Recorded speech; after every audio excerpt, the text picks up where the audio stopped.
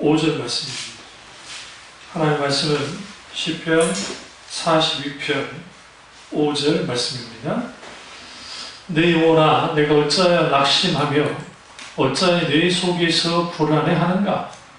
너는 하나님께 소망을 두라.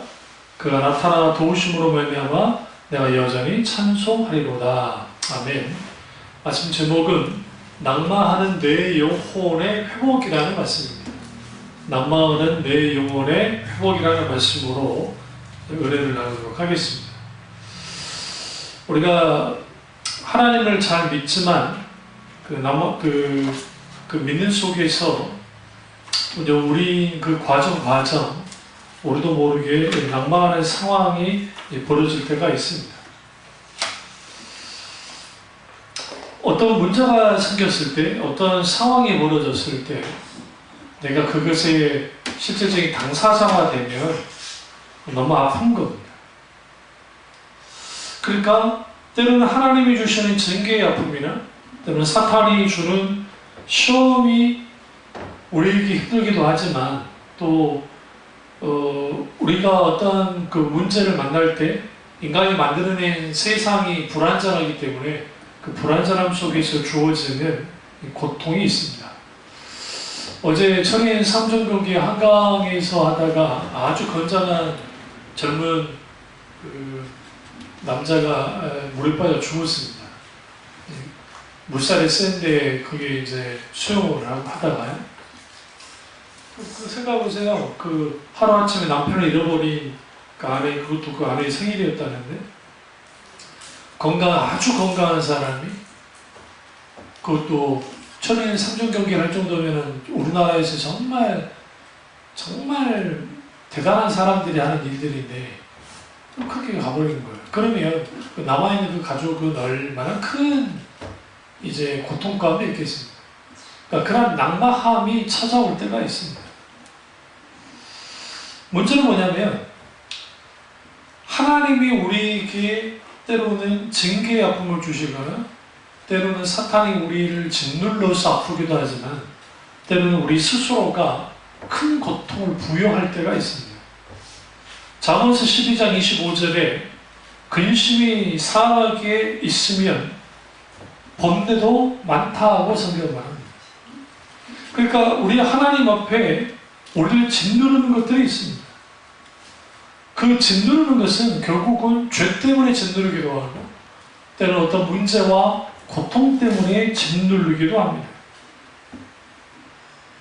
그럼에도 불구하고 하나님은 그런 상황에서 우리가 낭만하고 그리고 말 그대로 고통 가운데 있을 때 주님은 때로는 그것을 가만히 지켜만 보고 있는 것 같아요. 오늘 시편 기자가 그러기 힘든 거예요. 하나님이 가만히 지켜만 보고 있고 움직이지 않는 것 같아요. 그러니까 성경에서 쓰지 말아야 될 단어가 나오는데 그게 낙심이라는 거예요. 낙심하며 우리가 이 낙심했다라는 표현은 인간은 누구나 가질 수 있는 겁니다.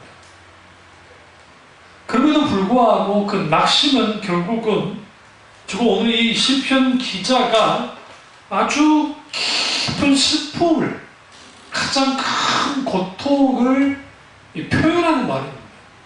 내가 주님 정말 낙심됐습니다 하면서 내 영혼아 내가 어찌하여 낙심하며 어찌하여 내 속에서 불안해하냐. 낙심과 함께 오는 게 뭐예요? 불안함이에요. 왜요? 오늘 우리를 흔들 만한 어떤 짓누름이 있으니까 그것이 우리에게 어떻게 만드느냐 이렇게 이제 불안하게 만듭니다. 이때 필요한 게 이것을 회개로 이끌어가는 경건한 슬픔이 되어야 됩니다. 만약 이 슬픔이 절망으로 이끄는 슬픔이면 이건 꾸짖어야 돼요. 그러니까 하나님의 사람들은 낙심할 수 있어요. 그러나 그 낙심이 뭐와 연결이 돼요? 경건한 슬픔으로 나가게 합니다. 이걸 뭐라 합니까? 메타노이아, 회개. 하나님께 회개로 나가는 거예요. 그러나 이것이 만약에 절망으로 이끄는 슬픔으로 가버리면 꾸짖어야 돼요. 그래서 오늘 시편 기자가 절망의 나락으로 가고 있는 거예요. 그러니까 내 영혼아 네가 어찌하여 라고 하면서 꾸짖는 거예요.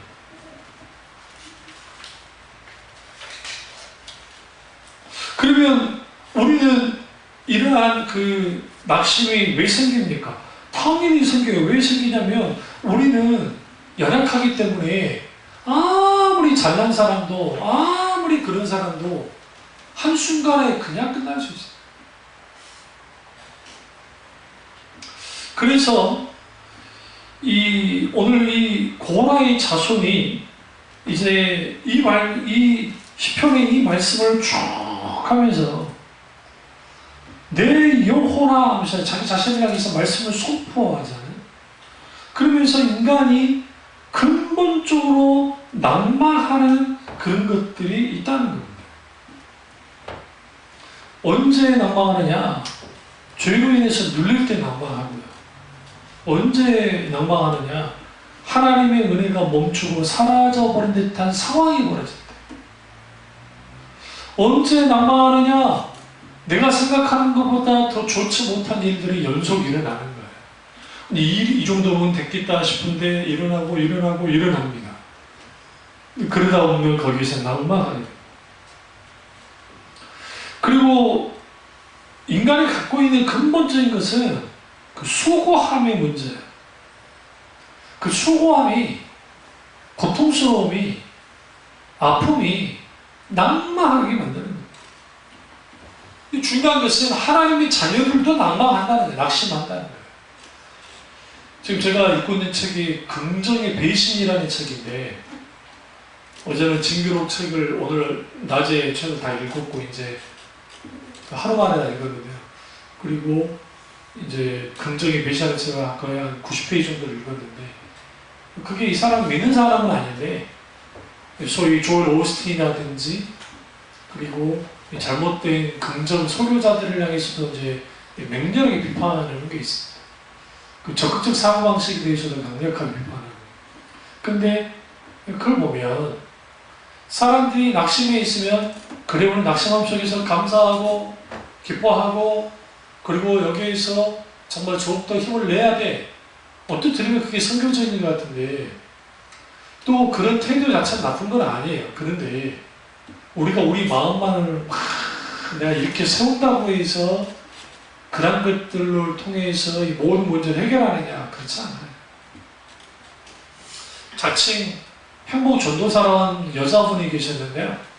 그분이 사람들한테 웃으며 살고 행복하며 살고 또 긍정적으로 살고 낙천적으로 살자고 막 그렇게 정말 오랫동안 강연하고 하셨던 분이 남편이 불치병에 걸렸어요. 그리고 이분도 이제 좀 병이 있었고 지병이 두 분이 자살을 죽어버렸어요. 몇 년 전에. 생각해보세요. 행복전도사였어요. 그 사람이.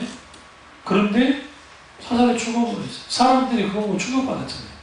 저게 뭔가 과연 이제 그 긍정의 미션에 관련된 것은 제가 다음에 이제 그때 소개할 때가 있으니까 하고 무슨 말씀드리려고 하냐면 우리가 낭만될 때에 낙심될 때에 그때는 낙심이 하라는 게 아닙니다.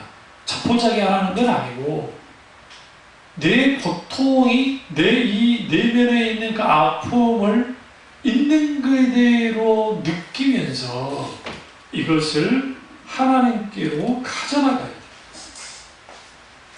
이게 없으면 이거 긍정적으로 생각해야 돼. 이건 그냥 그렇게 하면 돼. 그런 식으로 해나가 버리면 소위 말하는 뭐가 없어요. 하나님이 우리에게 찾아오셔서 충분히 만들 수 있는 그러한 어떤 기회를 놓쳐버린 거예요. 단순히 낭망하게 하는 사건과 문제만 해결하면 될 거라고 생각하는 거예요. 여기서 문제가 생기는 거예요.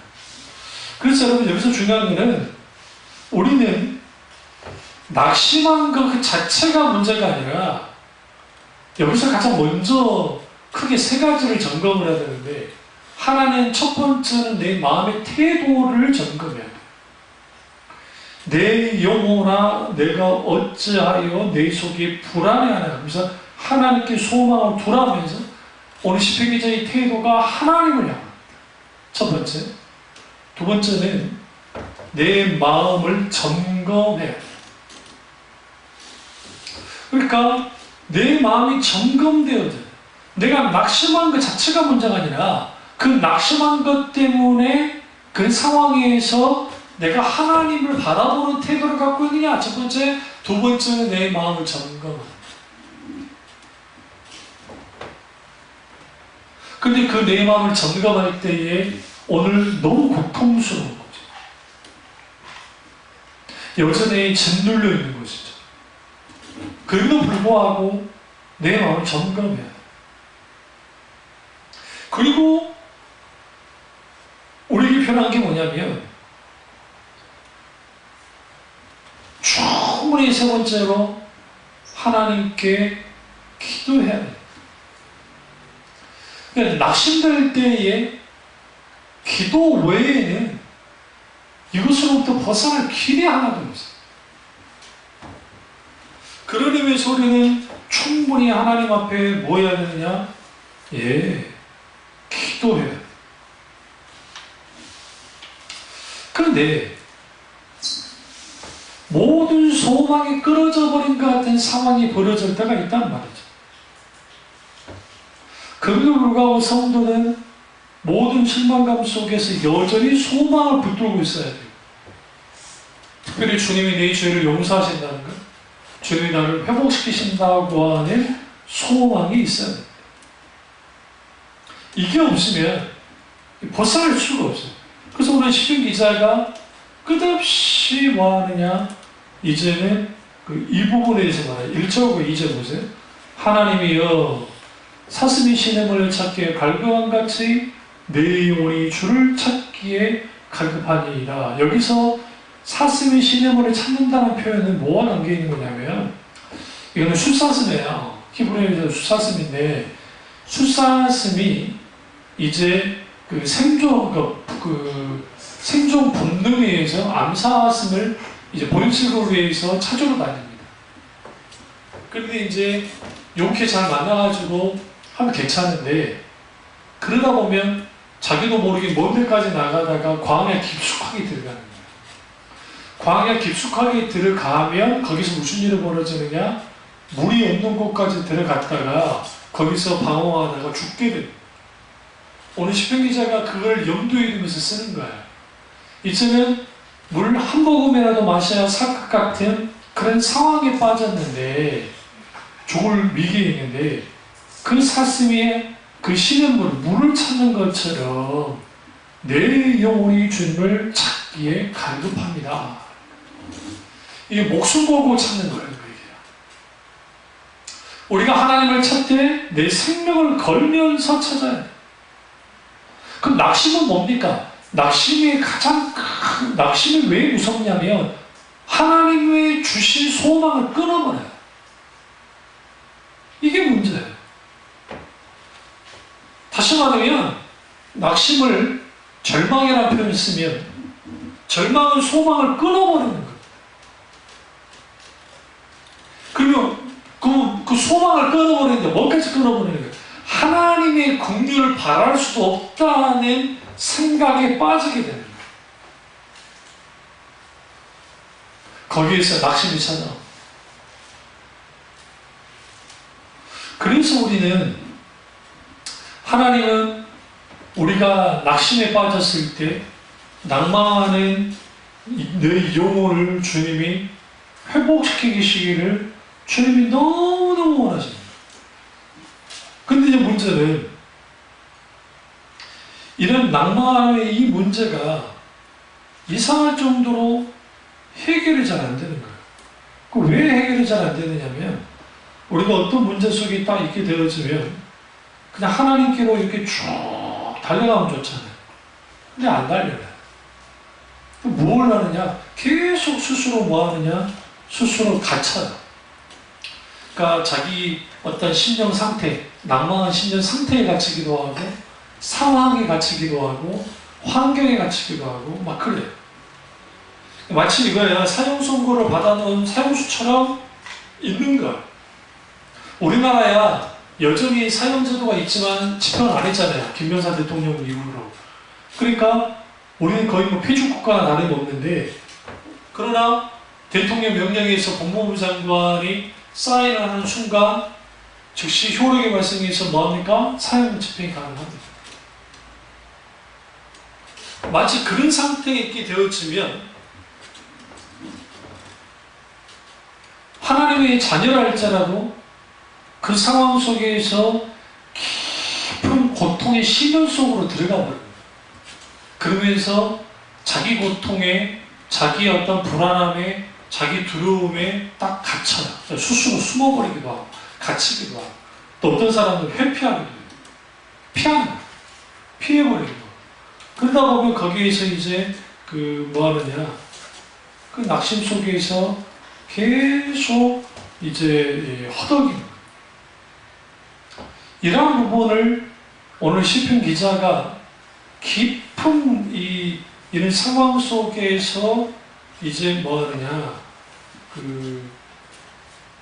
이 사역적 동사, 그러니까 이게 히브리어를 보면 사역 동사로 표현되어 있는데, 이건 뭐냐면 아주 역동적으로 표현하는 거예요.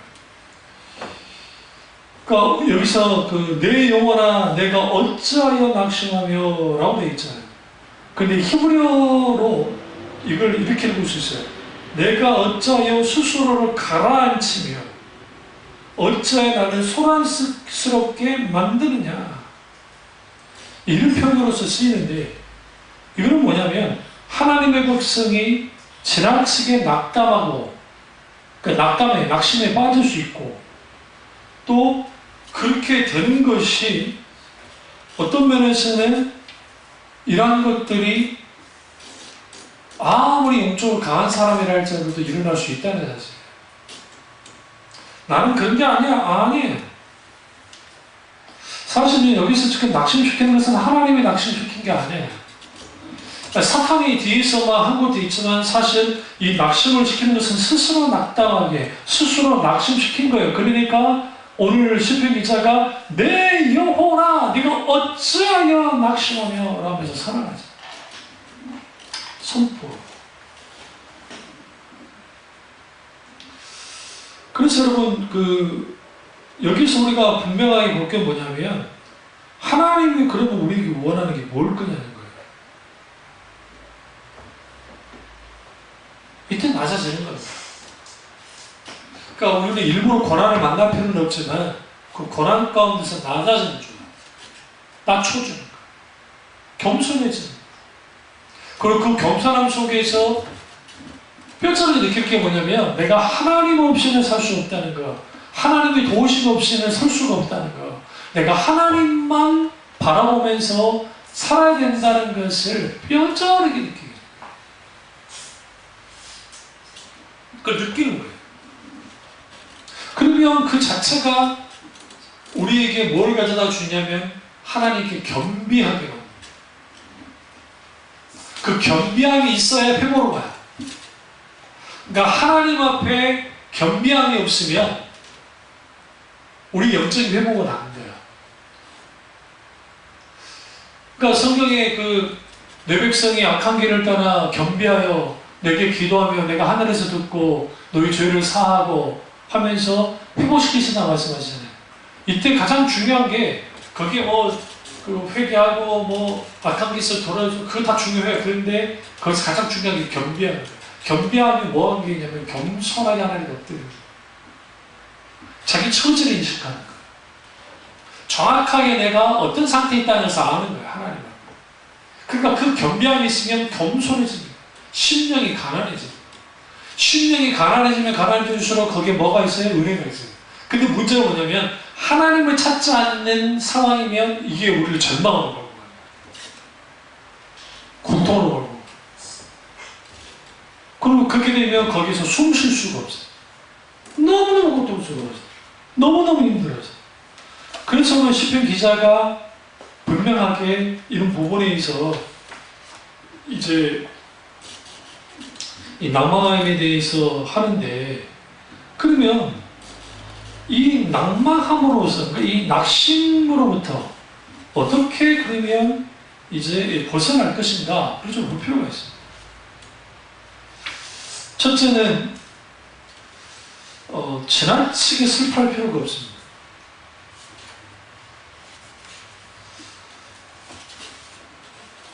그러니까 무엇에서 지나치게 슬퍼할 필요가 없냐면 하나님의 사랑과 은혜 결핍을 지나치게 슬퍼할 필요가 없습니다.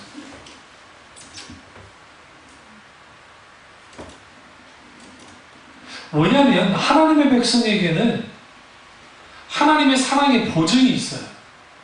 그러니까 하나님의 사랑의 보증이 뭐예요? 예수 그리스도의 십자가예요. 예수 그리스도의 십자가의 사랑의 증표가 분명하게 우리한테 있기 때문에 지금 내게 하나님의 사랑과 은혜가 결핍된 것 같이 느껴진다 할지라도 지나치게 슬퍼하지 말아야 돼요. 왜 그러냐면 여전히 주님은 우리를 뭐하기 때문에 사랑하시기 때문이죠.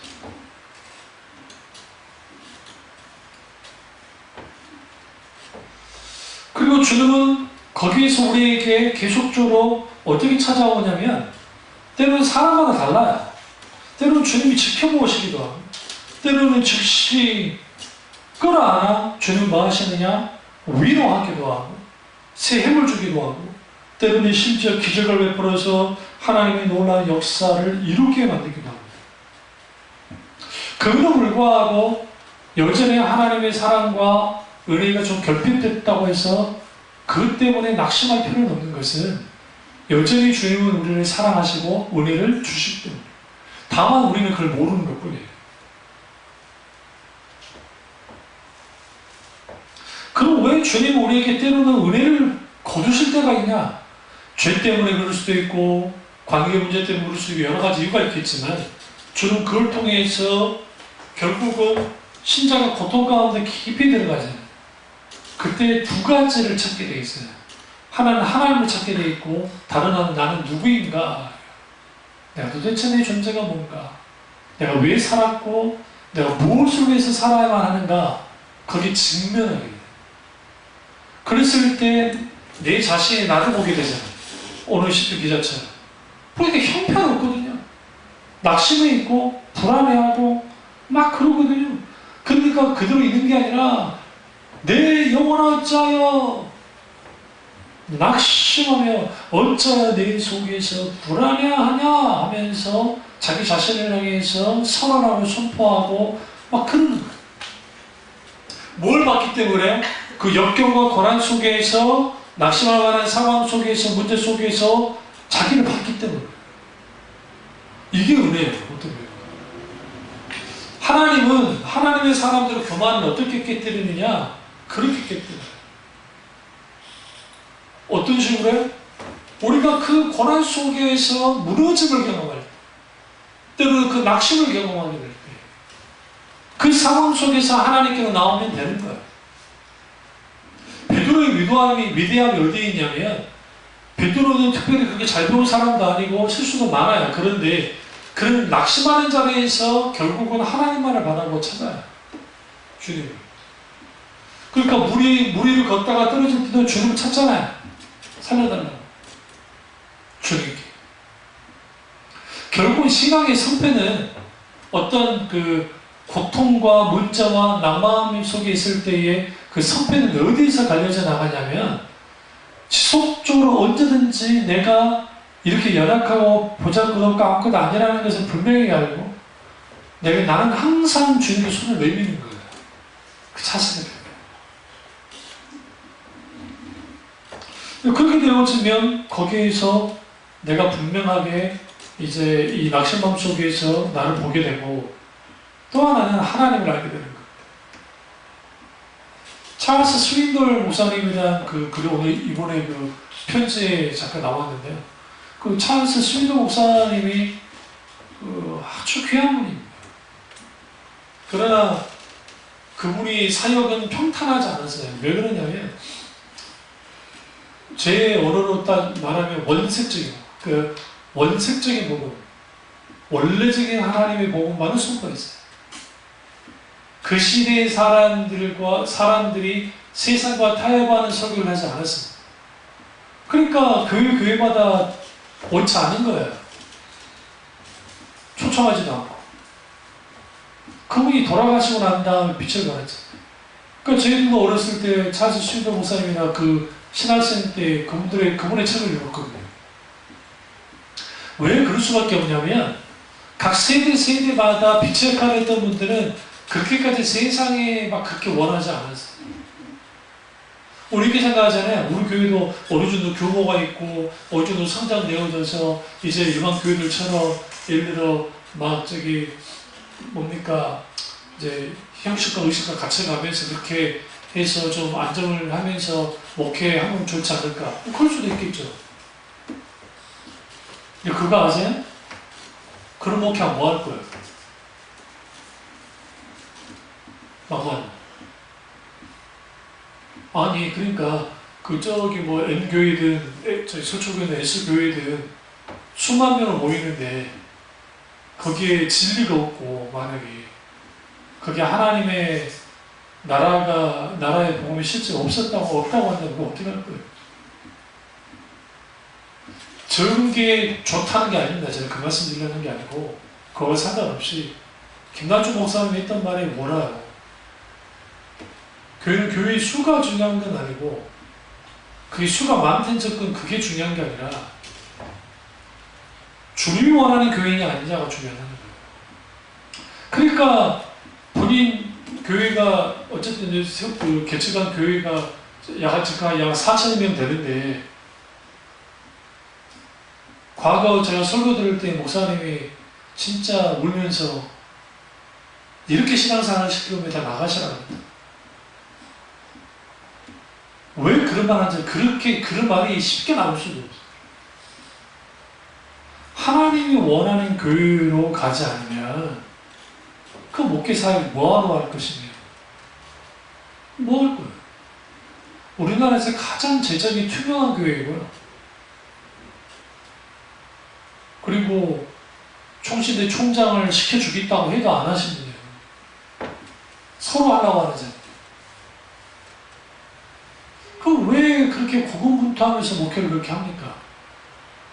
그럼 왜 그러냐면 하나님의 각 시대마다 하나님이 원하는 그 뜻을 이루는 거죠.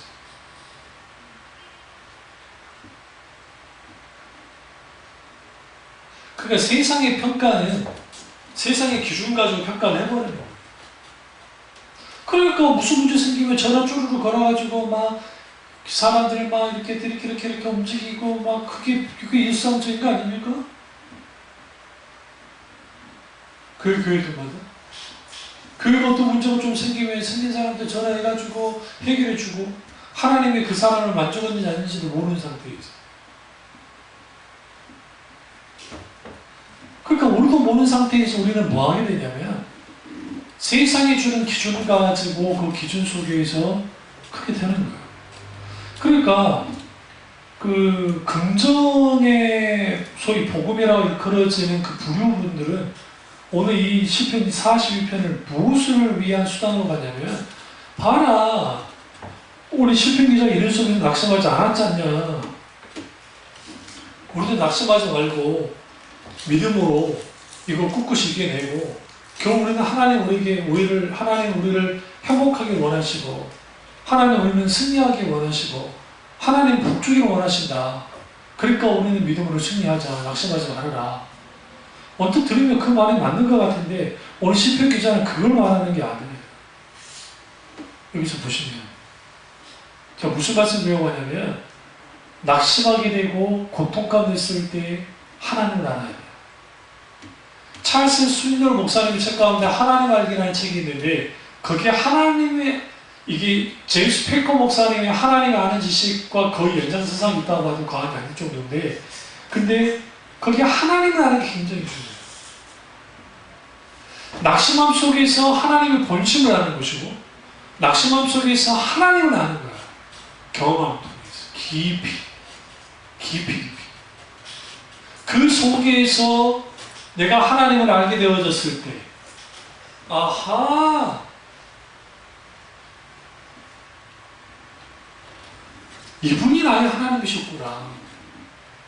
그러니까 하나님 안에서 회복을 누리는 거예요. 그런 의미에서 거기에서 우리가 오늘 같은 본문 가지고 지금 제가 다르게 설교하잖아요. 그러니까 거기에서 우리는 분명하게 뭘 봐야 되냐면, 그러면 내가 지금 믿고 있는 하나님 누구신가? 지금 이런 상황 속에, 낙심감 속에 여전히 변치 않는 하나님이에요.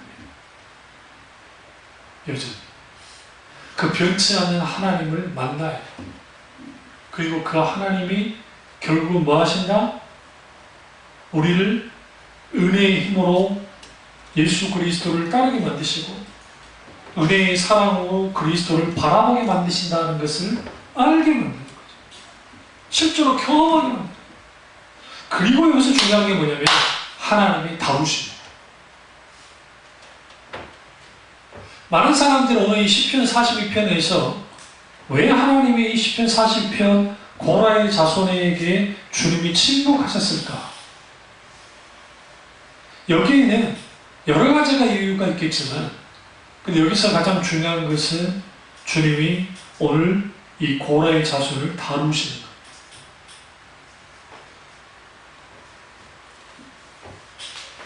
것. 어떻게 다루십니까? 하나님의 사랑을 감추어버려요.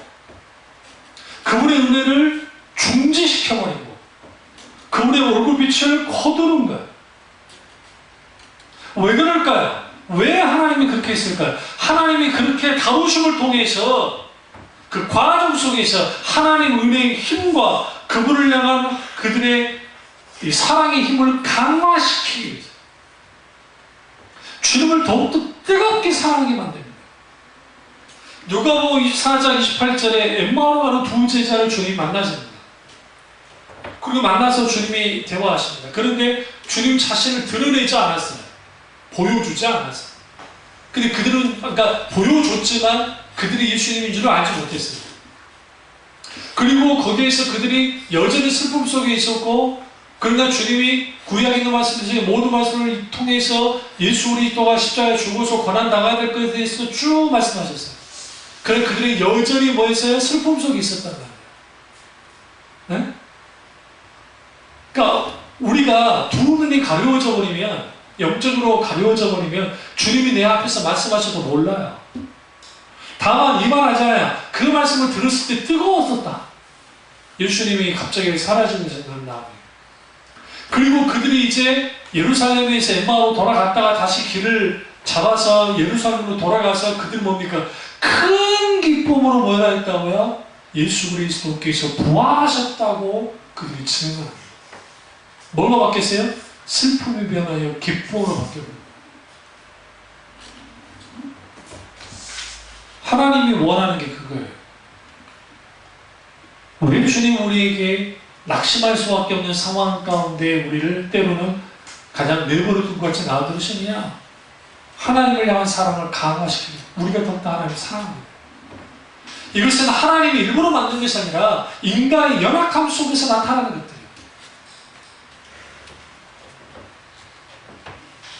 이게 아주 중요해요. 그리고 하나님은 자기 백성들이 하나님을 얼마나 사랑하시는지를 시험하는 거예요. 정말 나를 사랑하냐? 우리 뭘 하나님이 내게 줄 때마다 사랑해. 그건 하나님을 사랑하는 게 아니에요. 하나님 뭘 주시니까 사랑하는 거죠. 일종의 이런 계산과, 그러니까 하나님 우리에게 원하는 것은 하나님 그분 자체를 사랑하길 원해요. 그분 자체를 존존대로 원하는 것을 원해요. 그런데 우리는 하나님 뭔가 우리에게 기도할 때 응답해 주시고 뭐 해주시고 뭐 해주시니까 하나님을 사랑한단 말이에요. 그는 어린아이 같은 믿을 때는 그럴 수 있어요. 그리고 초신자나 영적으로 어린 사람들은 그러는 게 어떤 면에서 당연해요. 영적으로 어리니까. 근데 예수 믿기를 수십 년을 믿었는데 아직도 그러고 있다? 생각해 봐야지. 우리 고라의 자손은 오랫동안 주님을 믿었던 사람이에요. 초신자가 아니에요.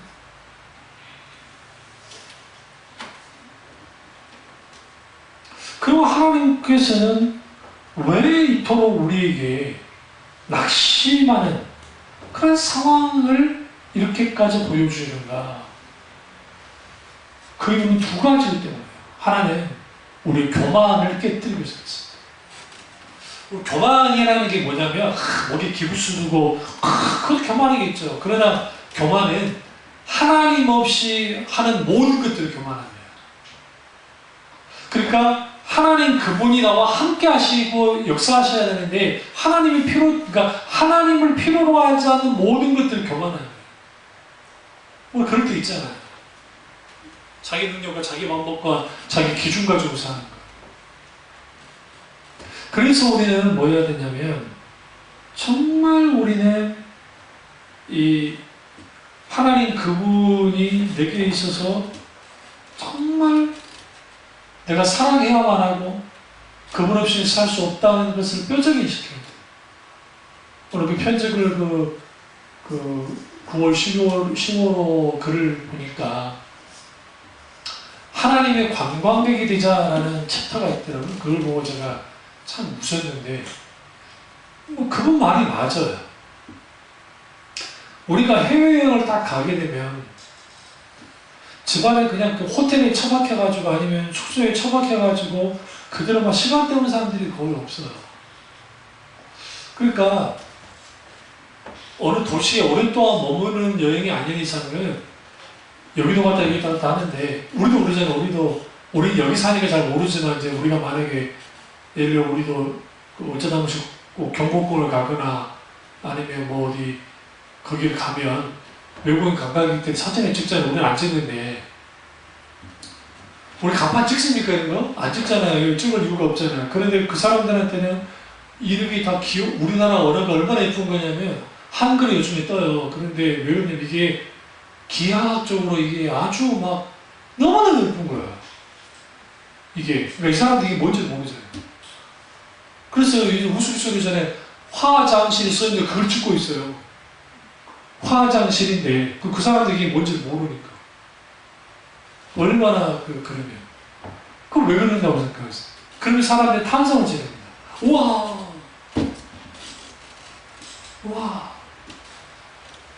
하나님께 대하여서는 그러자는 거예요. 이 글을 쓰신 분이 우리가 하나님께 대하여 설레고 우리가 어떤 여행지를 처음 갔을 때 어떤 도시에 갔을 때 제가 다른데 뭐 했지만 이탈리아 갔을 때 충격을 받았던 게 좋은 충격이에요. 그러니까 물론 프랑스에서 너무 추워서 그것도 있었지만 이제 이탈리아를 딱 들어갔는데 그 온화한 기후 속에서 딱 보니까 완전히 로마를 딱 들어갔는데 저도 모르게 탄성이 나와요. 와. 그럼 우리가 하나님께 대한 탄성을 얼마나 지나갔습니까? 하나님께 대하여. 오늘 이 시편 기자가 고라의 자손이 아주 그 고통 속에서 이렇게 쭉 교만이 깨뜨려졌잖아요. 그런데 상대적으로 그가 뭘 경험하게 되냐면 9절 내 반석이신 하나님께 말하기를 하나님만이 반석이라는 것을 아는 거예요. 그래 내가 믿는 하나님 반석이신 하나님이에요. 나를 지키신 하나님이시지. 나를 보호하신 분이시잖아. 거기에서 내가 하나님 없으면 살 수 없고 내가 하나님 없이 하는 또 모든 것들을 얼마나 하나님 앞에 큰 주님을 알고 이제는 내게 주님이 필요한 거예요. 그냥 필요한 게 아니고 너무너무 필요해요. 절대적으로 필요한 분이라는 걸 알아요. 그게 교만을 깨뜨리는 거예요. 아담과 하와가 선악과를 따먹을 때 왜 따먹었어요? 하나님이 필요 없다고 생각해서 그래요. 내가 하나님 되면 되잖아. 사탄이 그러잖아요. 네가 하나님처럼 될 거야. 그러니까 그들이 하나님처럼 되고자 선악과를 따먹었어요. 그게 교만이에요. 그게 타락이고 그게 죄고. 그러니까 하나님을 필요로 하지 않는 거. 하나님 그분을 제한시켜버리는 이 모든 것들이 결국 뭐 하게 되느냐? 교만함이죠. 근데 하나님은 그걸 어떻게 깨뜨려요? 때로는 낙심할 수밖에 없는 벼랑 끝에서 고난으로 역경으로 주님을 깨뜨려요.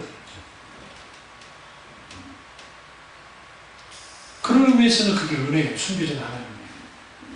오스왈드 챔버스의 수많은 묵상글들 속에서도 그걸 잘 다릅니다.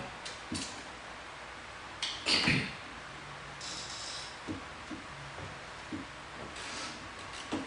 그럼 하나님이 다루실 때, 그럼 또 하나, 그럼 왜 그러면 우리 교만을 깨뜨려서 다루시고, 또 하나의 이유는 뭐냐면, 하나님의 은혜가 얼마나 소중한지를 알도록 하기 위해서요.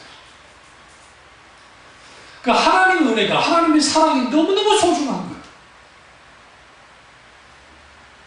우리 찬양 잘 부르잖아요. 은혜 아니면 살아갈 수가 없네. 그런 찬양 부르면서도 그러니까 하나님 은혜 없어도 잘 산다는 거예요. 이게 아주 치명적인 거예요.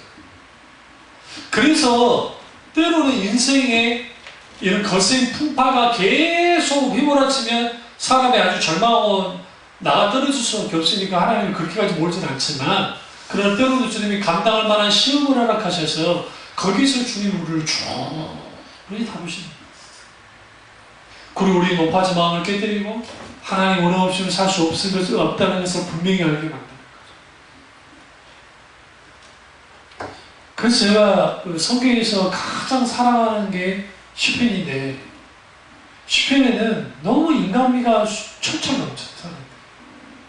다윗이라 할지라도 막 고통스러워하고 아파요. 별다를 게 없어요, 우리가.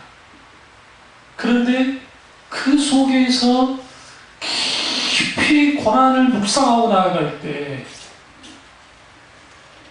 어떻게든 이 고난에서, 고통에서 벗어나게 해달라고 처음에는 그렇게 기도하다가 그 고통과 고난 속에서 그가 충분히 주님께로 인하여 다루어지고 단련되어져요. 그리고 넉넉히 그 고난과 역경을 이겨버려요. 멋지게 이겨버려요. 그러면서 선포합니다. 주 여호와는 광대하시다. 하늘 위의 물도 찬양하며 온 땅의 만물들을 찬양할지어다. 주님만이 나의 반석이시오 요새시오 피난처시오. 여호와가 진짜 누구냐?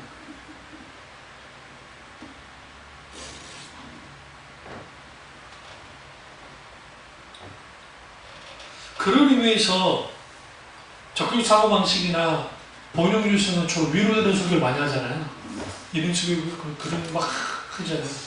그러니까 그 자체로서는 나쁘지는 않는데, 충분히 신자가 그 고난과 역경 속에서 시인의 고통을 정말 주님 안에서 성령의 놀라운 그 은혜 가운데서 깊이 경험하는 것 자체는 나쁜 게 아니에요, 사실.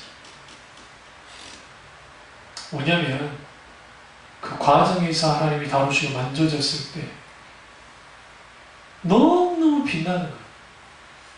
그리고 이러한 사람들이 다른 어떤 지체가 고난 가운데 있을 때 그래서 말로만 위로해주는 것이 아니라 깊이 자기가 경험했던 것을 나눠줄 수 있는 거예요. 내가 이러한 상황 속에서 하나님이 이렇게 하셨는데 우리 형제님이라도 우리 자매님이라도 이렇게 하지 않겠냐는 거죠. 하면서 오늘 시편 기도에 있던 것처럼 하나님이 이 부분 이렇게 하기를 원하십니다. 어설픈 위로보다도 때로는 뭐 해야 돼요? 하나님께서 오늘 이런 상황에서 뭘 원하시는지 분명하게 알도록 해요. 하나님의 이것을 통해서 우리 영혼으로 하여금 어떻게 해요? 하나님의 얼굴을 구하게 만들어요. 뭐냐면 하나님이 하나님과 얼굴빛을 숨기는 것이 우리 영혼에 너무 고통스러운 거예요. 그런데 역설적이게도 하나님이 하나님의 얼굴빛을 우리로부터 숨기심을 통해서 뭐 하느냐? 우리의 고통이 크면 클수록 낙심함까지 가면 안 되겠지만 어쨌든 그렇게 되어지면 될수록 뭐 하느냐? 하나님의 은혜를, 하나님을 더 구하게 돼 있어요. 마치 어린아이죠. 어린아이가 엄마 안 보이면 난리 나잖아요. 엄마다가 엄마가 탁 보이면 어떡해요? 원망하면서 왜 하면서 막 좋아가지고 막 그런 거예요. 그러다가 한 10분도 안 돼서 금세 안정되죠. 똑같아요. 하나님은 하나님의 자녀가 영적으로는 정말 영적인 아비처럼 되기를 원하지만, 그러나 하나님과의 관계의 태도에서는 어린아이처럼 되기를 원하세요. 그래서 예수님이 하나님의 나라에 가려면 어린아이 같아야 된다라고 말씀하셨던 이유는, 어린아이가 뭐 죄를 짓지 않고, 그건 잘못된 해석이에요. 어린아이가 죄 안 짓습니까? 짓잖아요. 거짓말 안 하나요? 하잖아요. 죄성이 있는데. 그런데 그 어린아이의 예수님이 말씀했던 전혀 특징이 뭐냐면, 부모를 절대적으로 의존해요. 아이가 어릴수록. 그러니까 하나님은 그런 하나님만을 절대적으로 의존하는 어린아이들이에요. 영적인 성숙도는 영적인 아이를 가져야 되겠지만, 하나님과의 관계에 있어서는 뭐 해야 돼요? 어린아이가 돼요. 오늘 시편 기자가 아주 어린아이처럼 막 지금 정말 땅을 박차고 막 우리 어렸을 때 막 우는 것처럼 그렇게 하는 거예요. 그냥 하나님은 놀랍게 그에게 보여줍니까? 은혜를 베푸십니다. 그러면 낙심으로부터의 하나님의 회복이 어떻게 부어졌냐? 첫째로 하나님의 얼굴빛이 드러낼 때. 당연하죠. 그러니까 그가 계속 구하는 겁니다. 계속. 그러면서 이거죠. 44장 8절, 우리가 종일 하나님을 자랑하였나이다. 우리는 하나님의 이름에 영원히 감사하리이다. 여러분이 42장 이 시편 42편을 충분히 이해하시려면 42편, 43편, 44편까지를 쭉 읽어나가죠. 쭉 읽어나가죠. 하나님 얼굴을 빛을 비추실 때 회복합니다. 그러니까 하나님을 종일 자랑했다죠. 두 번째는 하나님만 의지하는 거예요. 6절 보세요. 44장 6절. 5절부터 6절 보세요. 우리가 주를 의지하여 우리 대적을 누르고 우리를 쳐 일어난 자를 주 이름으로 밟으리이다. 나는 내 활을 의지하지 아니할 것이라. 내 칼이 나를 구원하지 못하리이다. 내 힘이, 내 능력이, 내 의지가 나를 구원하지 못할 것을 아는 거야. 당연히 하나님만을 의지하는 거야. 왜 이게 중요하냐면 내가 주를 의지하는 거야. 요새 독특한 표현이 나와요. 그러니까 독특하다고 하면 아주 중요한 표현. 누른다는 표현, 밟는다는 표현이에요. 여러분, 누른다, 밟는다, 이게 무슨 표현입니까? 이거 아예 그냥 끝장낸 거잖아요, 저걸. 더 이상 나를 교통시켰던 대직의 문제가 아니라는 거예요. 더 이상 나를 짓누르고 눌렀던 이 문제가 내게 있어서 어떤 그 큰 문제가 아니게 돼버린 거야. 근데 여전히 내 앞에 문제가 있어요. 그런데 문제는 이미 하나님이 나를 어떻게 했어요? 하나님 얼굴빛을 비추심을 통해 나를 회복시키시고, 당연히 내가 내 힘을, 내 화를, 나 자신을 의지하지 않을 때, 하나님만 의지할 때 무슨 일이 벌어져요? 밟는 일이 벌어져요. 그 전에는 네 하나님 어디냐 조롱당했잖아요. 근데 이제 밟아버려요. 눌러버려요. 누구를 통해서요? 주를 통해서. 세 번째는 마음이 위축되면 안 돼요. 18절에 우리 마음은 위축되지 아니하고 우리 걸음도 주의 길을 떠나지 아니하였으나. 마음이 위축되지 않았다. 주의 길을 떠나지 않았다. 그런데 중요한 표현이 나오잖아요. 보시면 19절에 주께서 우리를 승량의 초소에 밀어넣으시고 우리를 사망의 그늘로 덮으셨나이다. 우리가 우리 하나님의 이름을 잊어버렸거나 우리 손을 이방신에게 향하게 폈다면 하나님이 이를 알아내지 아니하셨으니까 무릇 주의 마음의 비밀을 아시나이다. 주님 밀어넣었잖아요. 그런데 중요한 건 뭐냐면 마음은 위축되지 아니하고 걸음도 주의를 떠나지 않았다는 게 중요한 거예요. 내가 승량에 그게 어떻게 해요? 사망의 그늘로 덮는다 했잖아요. 이게 회복의 열쇠. 우리 마음이 망하지 않아야 돼요? 위축되잖아요. 주께서 심지가 견고한 자에게 뭘 주신다고요? 평안을 주신다고 생각합니다. 그래서 하나님만 의지해야죠.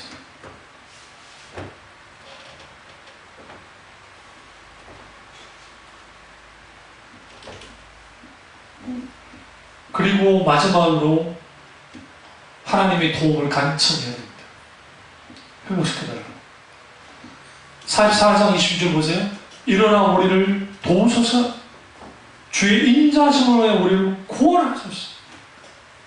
간청하는 겁니다. 하나님 도우시옵소서. 주님 도와주셔야 됩니다. 하나님 외면하실까요? 절대로 외면하지 않습니다. 하나님 어떻게 하실까요? 당연히 찾아오셔서 우리를 어떻게 합니까? 도우십니다. 여기로부터 낙심으로부터 회복이 실제로 일어나는 거예요. 그런 것처럼 오늘 본문 말씀을 댁에 가셔서 정말 42편, 43편 그리고 44편까지 하는 걸 쭉 묵상하셔서 낙심하는 내 영혼의 회복이 결국은 어떻게 되는지를 깊이 깨달아내서 어떤 상황과 문제와 역경과 고난 속에서도 낙심하는 내 영혼의 회복의 은혜가 저와 여러분의 길을 주님을 축원합니다. 기도하겠습니다. 기도하실 때